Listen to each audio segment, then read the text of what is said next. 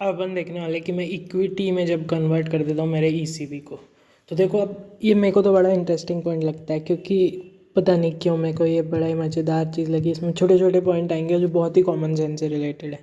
सबसे पहले ईसीबी है तो क्या है, आखिर है क्या ईसीबी? तो ये तो एक लोन ही है ना भाई। आपने डिवेंचरली मतलब लोन लिया, आपको सामने वाले को रीपे करते जाना है, पैसा आपके पास आया तो इक्विटी थोड़ी है वो। लेकिन हम इसको कन्वर्ट करने जा रहे हैं किस में, इक्विटी में। अच्छा, इक्विटी क्या होता है? इक्विटी होता है कैपिटल, यानी कॉन्ट्रीब्यूशन ऑफ द प्रोप्राइटर। ठीक, तो आप लोन को कन्वर्ट कर रहे हो कैपिटल में। ठीक है, लोन को आप लेके जा रहे हो कहाँ, कैपिटल में। तो जब आप लोन को कैपिटल में लेके जा रहे हो, इसका मतलब है कि सामने वाले ने आपको पैसा दिया था, ठीक है, कि तू मेरे को वापस कर देना।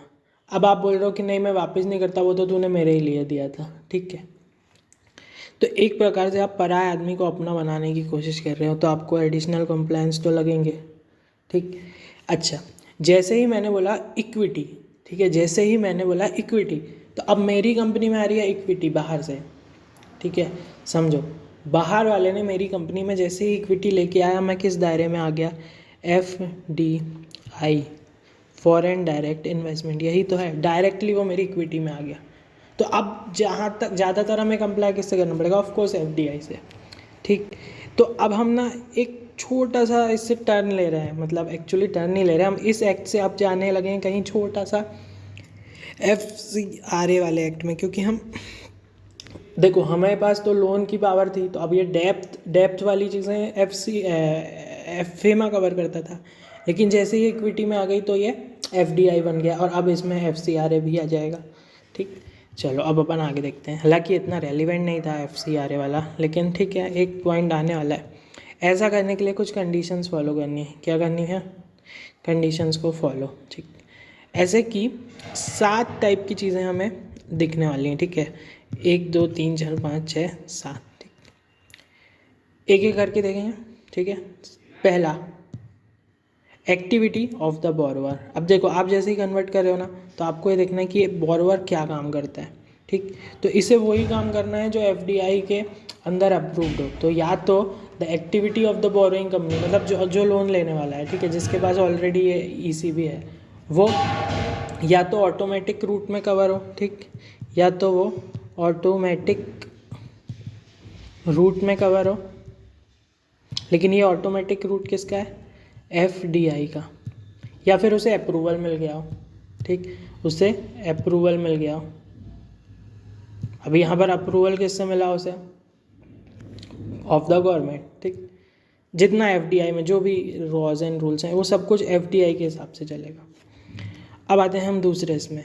अब उसमें दूसरे इसमें हमें 2 कंडीशन बतानी है। ठीक है, पहली कंडीशन ये है कि ये जो भी होगा ना, तो ये होगा लेंडर के अप्रूवल के साथ।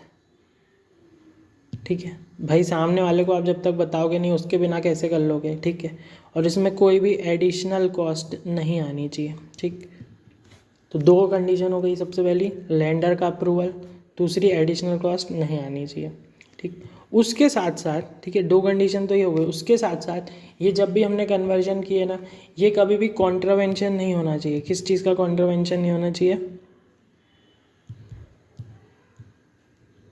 ये कॉन्ट्रावेंशन नहीं होना चाहिए। क्या नहीं होना चाहिए? कॉन्ट्रावेंशन। किस चीज़ का कॉन्ट्रावेंशन? एलिजिबिलिटी का, या फिर breach of applicable sector cap on the foreign equity holding under FDI policy. ठीक है, FDI पॉलिसी के अंदर अगर कोई ये 2 चीज़ें आती, क्या क्या 2 चीज़ें? एप्लीकेबल सेक्टर कैप, या फिर foreign equity holdings under FDI policy, या फिर फॉरेन इक्विटी होल्डिंग।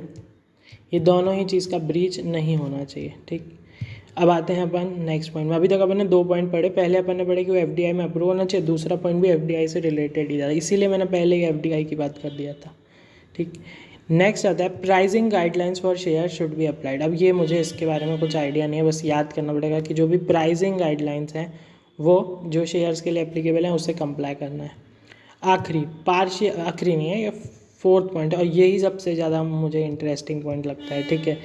पार्शियल और फुल कन्वर्जन, ठीक। इन केसेस में क्या करना है, पार्शियल यानी पूरे के पूरे लोन को आपने इक्विटी में नहीं किया, ठीक है। फुल मतलब तो आपने फुल कर ही दिया, ऑफकोर्स उसमें क्या बताना। तो सबसे पहले देखो हम कंप्लायंस क्या क्या करते थे, एक तो हम रिटर्न भरते थे, ठीक। मेनली तो हम रिटर्न भरते थे जो सबसे इम्पोर्टेंट था। तो अब देखना कैसे, ये इसी में हम छोटी छोटी बातों पे। पॉइंट नंबर ए, सबसे पहले फॉर पार्शियल कन्वर्जन, इसकी किसकी बात कर रहे हैं, पार्शियल की, ठीक।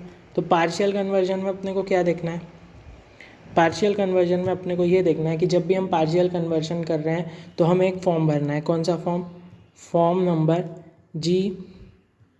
FCGPR, ठीक है। FC क्यों, मैंने बता दिया था, फॉरेन कंट्रीब्यूशन वाला एक्ट लग रहा है यहाँ, FCGPR, ठीक है। ये फॉर्म हमें सबमिट करना है।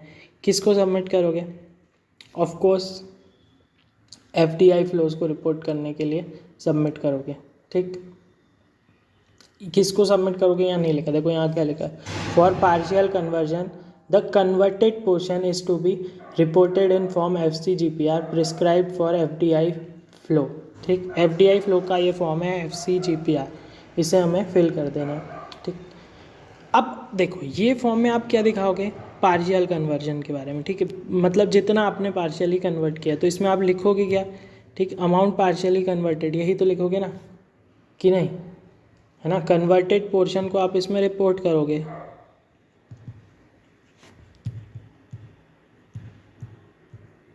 इसमें हम कन्वर्टेड पोर्शन को रिपोर्ट कर देंगे।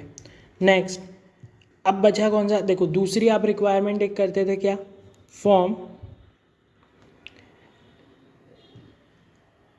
ECB2 return. ये हम क्यों भरते थे, ये हम बताते थे कि हमारा रिटर्न कितना है, जो भी हमने किया उससे ये सब बताते थे हम। मंथली रिटर्न था ECB के केस में। तो अब ये वाला जो बचा हुआ है, ये जो अब रिटर्न आप सबमिट करोगे तो उसमें आपको एक चीज़ लिखना पड़ेगी, ECB, ऐसा लिखोगे आप कोटेड में, पार्शियली कन्वर्टेड टू इक्विटी, ये रिमार्क देना है आपको, ठीक। कन्वर्टेड टू इक्विटी, ठीक, मैं पूरा नहीं लिखा हूँ, ऐसे का रिमार्क हमें देना है इसमें, ठीक। अब इसमें सेकंड पॉइंट आता है, ये ही मेरे हिसाब से बहुत अच्छा पॉइंट है। अगर छोटा सा कॉन्सेप्ट है, देखो ऊपर वाले में भी हमने एक छोटा सा कॉन्सेप्ट लिए कि भैया क्या रिपोर्ट करेंगे, तो जो भी कन्वर्ट हुआ वो पार्ट को हम रिपोर्ट कर देंगे FCGPR में, ठीक है। फॉर्म FC क्यों है, क्योंकि अभी कॉन्ट्रीब्यूशन से डील कर रहा है और FDI का फॉर्म है, इसलिए। नेक्स्ट बनता है पॉइंट नंबर B। अब इसमें अपने को क्या बताना है, इसमें अपन ये बताएंगे कि अगर फुल कन्वर्जन होंगे, देखो पहले वाले में अपन ने फुल पार्शियल कन्वर्जन किए थे, इसमें अपन फुल कन्वर्जन किया, ठीक। फिर से वही दो चीज़ों के बारे में बात करेंगे। फॉर्म FCGPR में आप क्या बताओगे, एंटायर पोर्शन, ठीक है। अब देखो ऊपर तो आपने बताया था कि आधा हुआ था, तो यहाँ पर तो आपको एंटायर पोर्शन बताना पड़ेगा, ठीक। और दूसरी बात है ECB2 रिटर्न, तो ECB2 रिटर्न में आप क्या लिखोगे, ये आप यहाँ पर पार्शियली लिखे थे तो यहाँ पर लिख दोगे फुल्ली, ठीक। बाकी सब वैसे का वैसा ही रहेगा। लेकिन एक चीज़ बताओ, अब ये ECB2 फॉर्म, अब तो ये पूरा आपका ECB कन्वर्ट हो गया, तो क्या आपको ये रिटर्न फिर सबमिट करना पड़ेगा क्या, नहीं। तो यहीं से बना उसी का एक और, उसी पैरा में जो लाइन लिखी हुई है, subsequent filing of ECB2 return is not required, ठीक। मतलब सब्सिक्वेंट जो फाइलिंग थी अब वो नहीं चाहिए हमें, ठीक है। ये दो पॉइंट देख लिए अपन ने। अभी अपन पॉइंट किस में देख रहे हैं, कन्वर्जन में, जब पार्शियल या फुल कन्वर्जन में अपने को क्या रिपोर्टिंग करनी है। अब आता है इसी का तीसरा पॉइंट, रिपोर्टिंग का ही कन्वर्जन की, for conversion of ECB into equity in phases, ठीक। तो फिर ये जो रिक्वायरमेंट्स हैं ये भी फेजेस में फिल होंगी, तो उसमें क्या लिखना अपने को, अगर वो फेजेस में हो रहा है कन्वर्जन, तो reporting to FCGPR and form ECB2 return will be in phases, ठीक है। रिपोर्टिंग भी फेजेस में होगी, बस इतना ही लिखना था, इसमें कुछ ज़्यादा अपने को दिमाग में। तो ये बड़ा इंटरेस्टिंग पॉइंट था। देखो याद करने बैठते तो नहीं होता, लेकिन हमने इसे लॉजिकली समझे और काफ़ी हद तक इसको समझ के हमने याद कर लिया। और अब याद करने का पोर्शन बहुत कम हो गया। देखो पहले तो अपने को सीधे सीधे इसके फंडा पे आओ। अब क्या फंडा है इसका कि भैया ECB क्या होता है, लोन होता है। लोन को मुझे कैपिटल में करना है। जैसे ही मैं कैपिटल में करूँगा तो मेरे सामने FDI आ जाएगा। FDI जैसे ही आएगा तो उसमें कंडीशन आ जाएंगी, तो अब हर कंडीशन FDI के हिसाब से होगी। तो पहली कंडीशन क्या है कि भैया जो भी एक्टिविटी है वो FDI के हिसाब से हो। दूसरी कंडीशन ये कि लेंडर को पता हो और कोई एडिशनल कॉस्ट ना आई हो, और अगर कोई कॉन्ट्रावेंशन हुआ हो, ठीक है, तो कॉन्ट्रावेंशन ना हो किसमें, ये दो चीज़ों में, कौन सी, सेक्टर कैप में और इक्विटी होल्डिंग में, ठीक। उसके बाद हम नीचे आए पॉइंट नंबर 3 पे, जो कि बताता था प्राइसिंग गाइडलाइन, जो कि हमें नहीं समझ में आया था, ठीक। Pricing guidelines for share should be followed. उसके बाद पार्शियल या फिर फुल कन्वर्जन की बात कर दिए थे अपन ने। उसमें अपने ने 3 बात किए थे, पार्शियल, फुल और फेजेस। तो पार्शियल में जो बात किए थे वो तो अच्छे से समझ में आएगी, तो फिर से बोल के उसको हम भूलना नहीं चाहेंगे। अदर क्रेडिट फैसिलिटीज़, अब ये पॉइंट नंबर, अब ये छोटे छोटे पॉइंट है। तो अदर क्रेडिट फैसिलिटीज़ में अपने को क्या लिखना है, अगर किसी बोरोवर ने अवेल किया था अदर क्रेडिट फैसिलिटीज़, कहीं से भी किया हो, चाहे उसने इंडियन बैंक से किया हो, फॉरेन बैंक से किया हो, इंक्लूडिंग फॉरेन ब्रांच या फिर सब्सिडरीज ऑफ इंडियन बैंक से किया हो, फॉरेन बैंक से नहीं, इंडियन बैंकिंग सिस्टम से किया हो, फॉरेन ब्रांच उसमें इंक्लूडेड है, तो फिर applicable prudential guidelines issued by department of banking regulation of RBI including guidance on restructuring are compliant, ठीक है। तो आपको क्या कंप्लाई करना है, गाइडलाइंस को, ठीक, जो कि किसने दी, RBI ने दी। इन गाइडलाइंस को भी आपको फुलफिल करना है अगर आपके पास और लोन है तो। और अब आती है आखिरी बात, अदर लेंडर। तो अब अगर अदर लेंडर्स हैं जिससे इसने लोन लिया है, तो अदर लेंडर की या तो आप कंसेंट ले लो, ठीक, बड़ा मुश्किल काम है। अगर कंसेंट नहीं ले सकते हो तो एटलीस्ट उनको इन्फॉर्म कर दो, ठीक है, at least inform regarding the conversion, ठीक, जाके उनको पता हो कि भैया ये जो है ऐसा कन्वर्जन वाला सिस्टम कर रहे हैं भैया, ये तो अपने लोन को अपना ही पैसा बनाने की कोशिश कर रहे हैं, ठीक है। तो एटलीस्ट इन्फॉर्म तो कर ही दीजिए आप, इतना तो कर दो मेरे भाई। फिर बचता है आखिरी है एक्सचेंज रेट। तो एक्सचेंज रेट यूज़ आप दो तरह से कर सकते हो, एक तो डेट ऑफ एग्रीमेंट पर जो एक्सचेंज रेट है, या फिर लोअर रेट, ठीक है। लोअर रेट में आपको क्या देखना है, देखो क्या बोलेगा वो कि लोअर रेट भी आप यूज़ कर सकते हो, कैसे, for conversion of ECB dues into equity the exchange rate prevailing on the date of agreement, ये तो हमने देख लिया, और any lesser rate can be applied with mutual agreement with ECB lender. तो लोअर रेट के लिए क्या चाहिए आपको, म्यूचुअल एग्रीमेंट, ठीक। वैसे एग्रीमेंट डेट पे लेना है, नहीं तो फिर म्यूचुअल एग्रीमेंट के साथ लोअर रेट पे लेना है, ठीक। अब म्यूचुअल एग्रीमेंट भी हो गया, आपने लोअर रेट पे भी ले लिया। अब एक आखिरी देखो, इसी पॉइंट में ये चीज़ लिखी हुई है, अलग से पॉइंट नहीं है, मैं भी इसमें से मिस हो गई थी।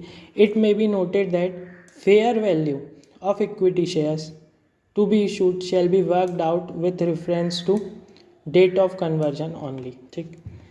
क्या मतलब है उसका, फेयर वैल्यू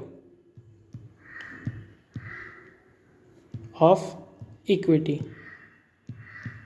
इक्विटी शेयर की जो फेयर वैल्यू है वो वर्कआउट करना है हमको reference to date of conversion से